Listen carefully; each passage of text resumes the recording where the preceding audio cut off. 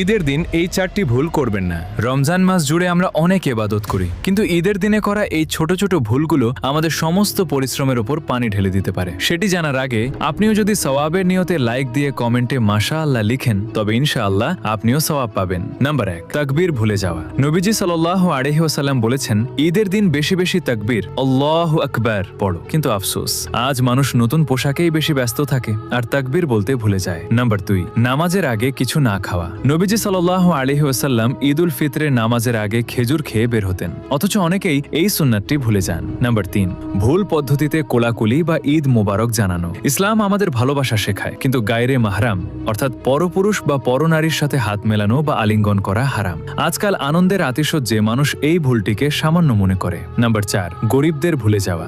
ঈদ শুধু আমাদের জন্য নয়, এটি গরিব ও অসহায় মানুষদের সাহায্য করারও দিন। আল্লাহ তাআলা আমাদের সবাইকে সঠিকভাবে ঈদ পালন করার